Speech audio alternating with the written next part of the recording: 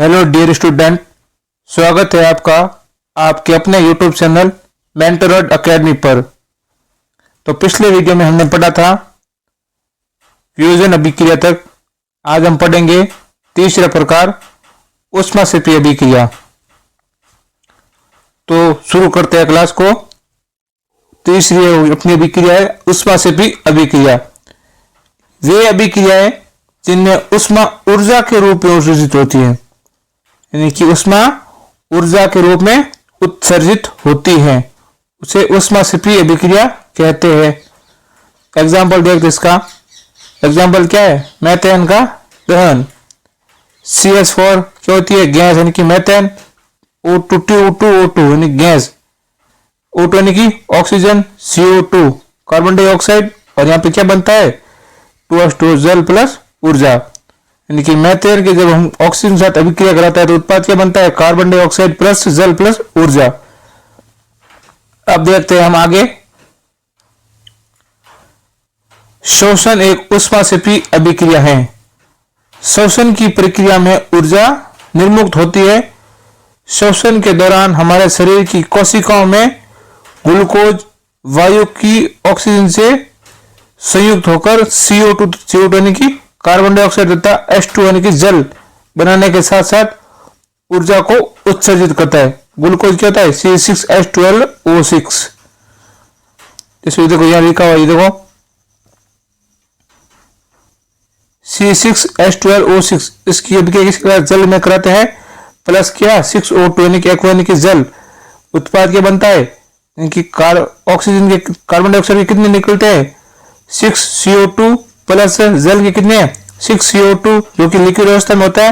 उसके साथ बाहर क्या निकलती है? ऊर्जा निकल जाती है बाहर। यानी कि ग्लूकोज को जब हम जल में किसके साथ? ऑक्सीजन के साथ, ऑक्सीजन भी क्या जल में साथ इसकी अभिक्रिया करवाते हैं तो नया उत्पाद क्या बनता है? 6CO2 एक्वा यानी कि जल में प्लस 6H2 यानी कि जल प्लस ऊर्जा।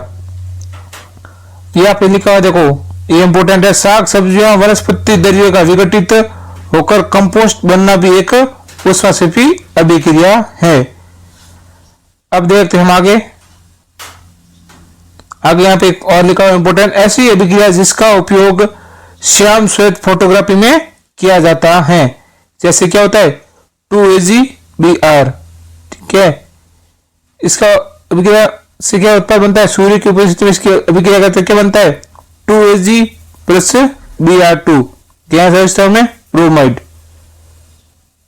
अब देखते हैं अगला प्रकार ऊष्माशोषी अभिक्रिया।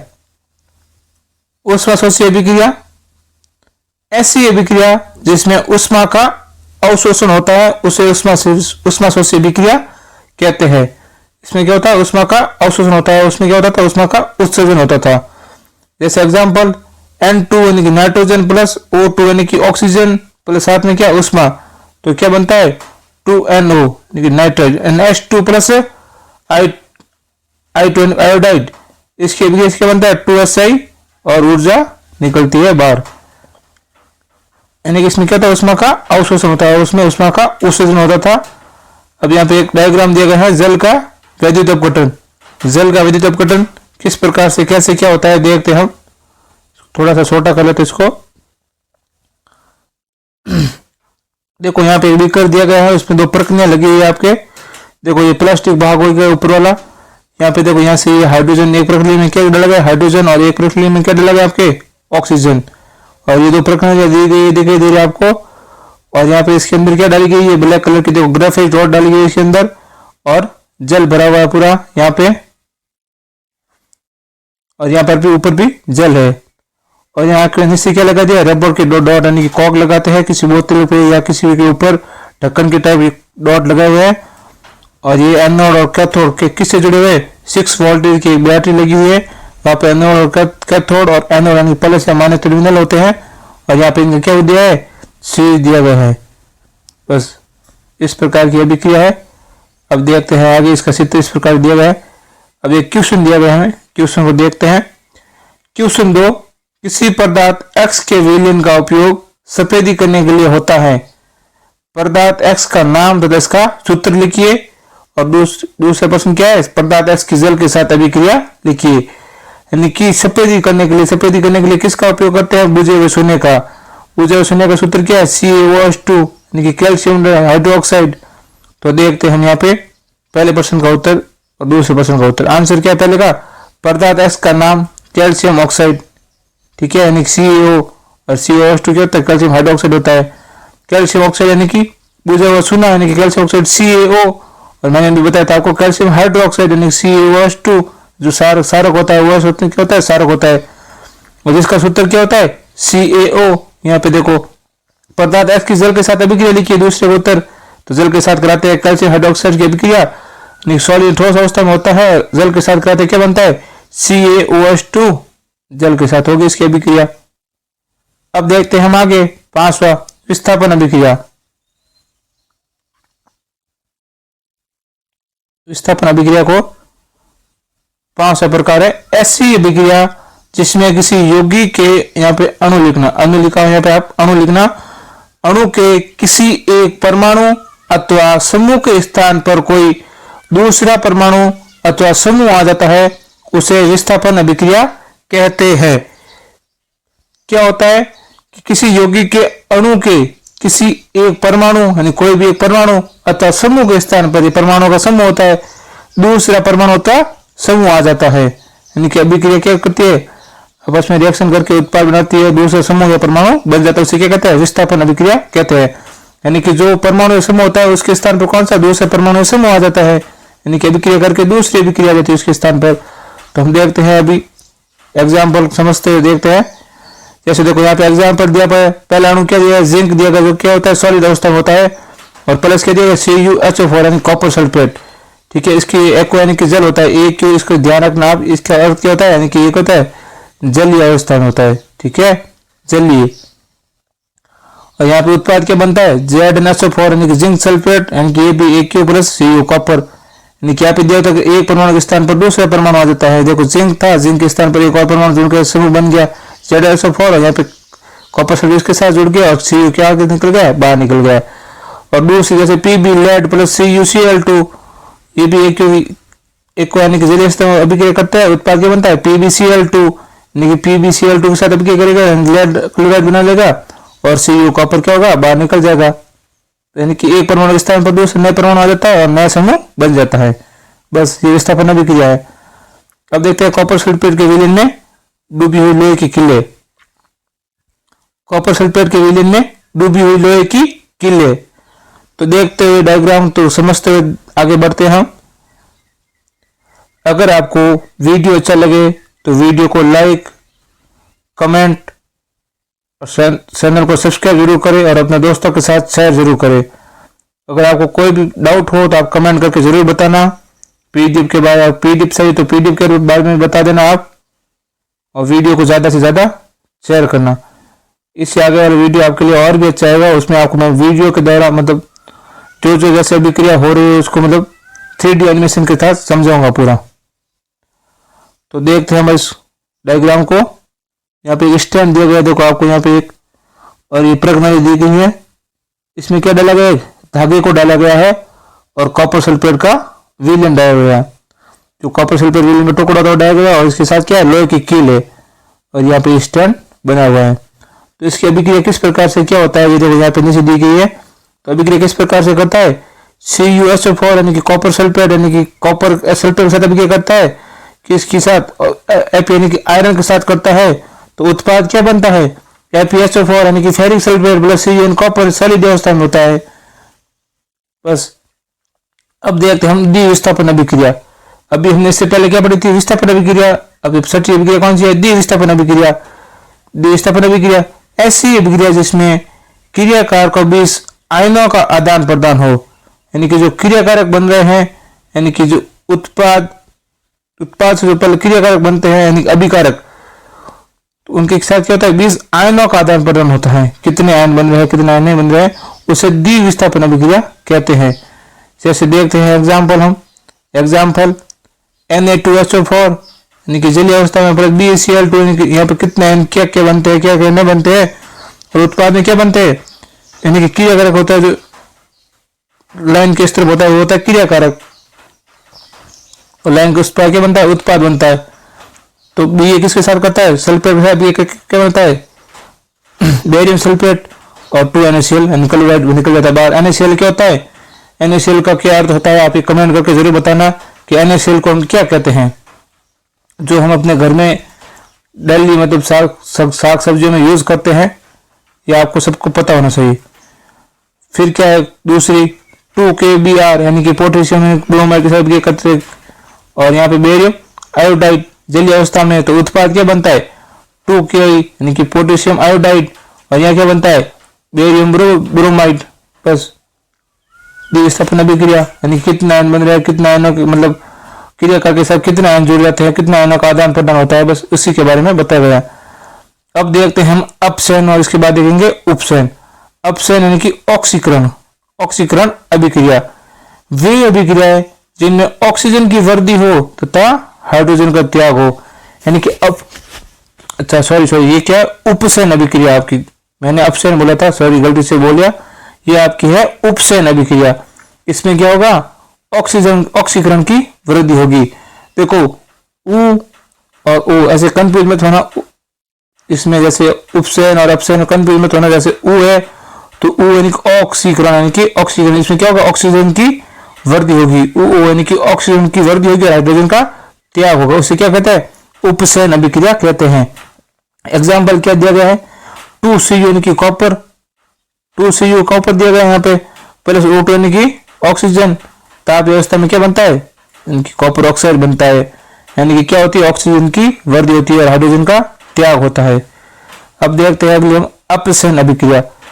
अपचयन इसमें क्या होता है हाइड्रोजन की वृद्धि होगी और ऑक्सीजन की कमी होगी।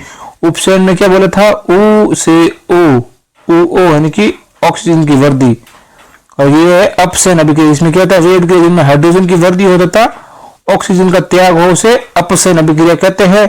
एग्जाम्पल CuO प्लस H2 यानी कि हाइड्रोजन गर्म करते क्या बनता है कॉपर प्लस H2 यानी जल निकल जाता है बाहर, हाइड्रोजन की वृद्धि हो जाती है। अब देखते हैं कॉपर ऑक्साइड में उपचयन, यानी कि कॉपर का कॉपर ऑक्साइड उपचयन यानी कि Cu का Cu2 में किस प्रकार से उपचयन होता है CuO में।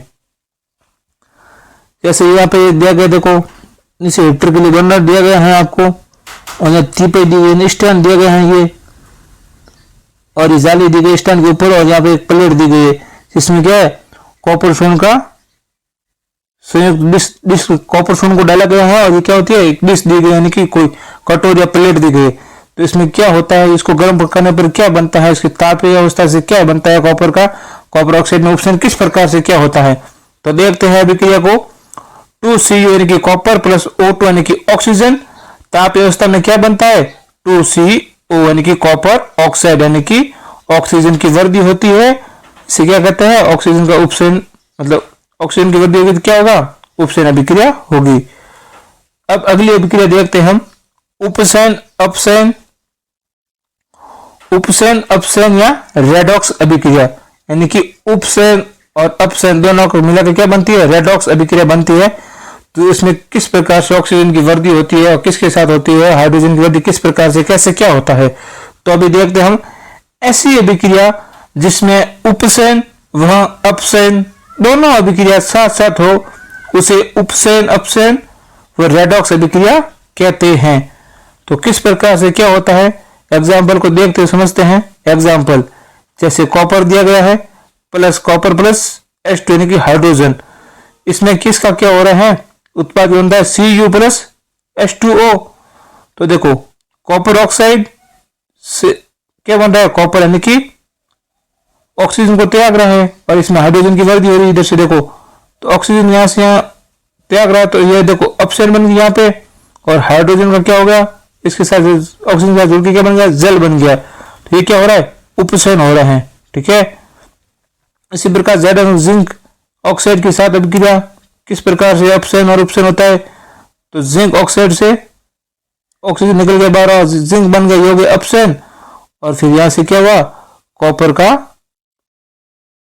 ऑक्सीजन जुड़ गया कार्बन के साथ, ऑक्सीजन के साथ जुड़ गया कार्बन के साथ, CO यानी कि क्या होता है कार्बन डाइऑक्साइड, ये क्या हो गया उपचयन हो गया, ठीक है। यानी कि ऑक्सीजन की वृद्धि और हाइड्रोजन की कमी किस प्रकार से कैसे क्या होती है, आपको अच्छी तरीके से समझ में आ गया होगा। अगर फिर भी आपको समझ में नहीं आए तो एक बार आप मेरे को कमेंट बॉक्स में बता देना कि समझ में नहीं आए, मैं आपको और कुछ अच्छे से समझाने का प्रयास करूंगा।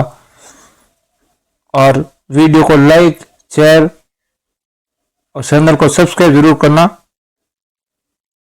तो अब देखते हैं हम आगे दैनिक जीवन में उपसरण अभिक्रियाओं के प्रभाव। अब देखते हैं पहले संचारण क्या होता है कि जब कोई धातु अपने आसपास अम्ल, आर्द्रता आदि के संपर्क में आती है तब ये संसारित होती है। इस प्रक्रिया को संचारण कहते हैं।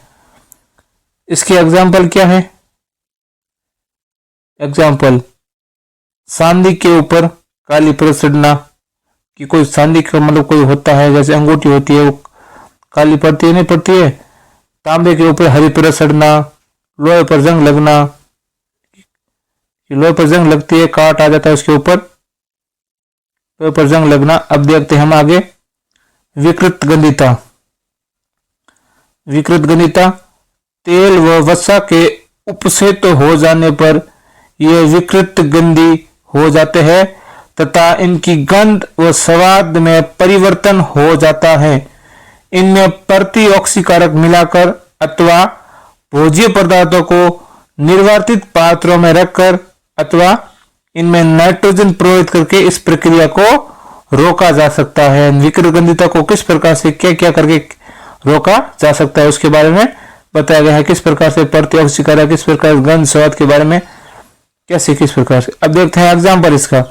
आलू की चिप्स की थैलियों में नाइट्रोजन प्रवाहित करके उन्हें उपसित होने से बचाया जा सकता है। जैसे कुरकुरे आते हैं उनमें मतलब नाइट्रोजन गैस भरी हुई होती है ना, जिससे मतलब बड़े आकार के दिखते हैं।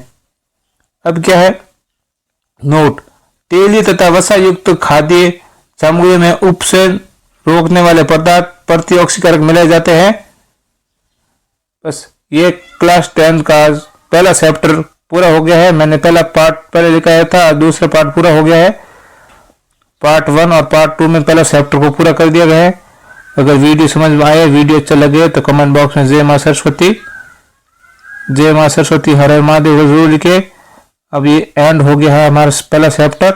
अब इसके क्वेश्चन आंसर लेके आऊंगा मैं। अगर वीडियो अच्छा लगे तो वीडियो को लाइक,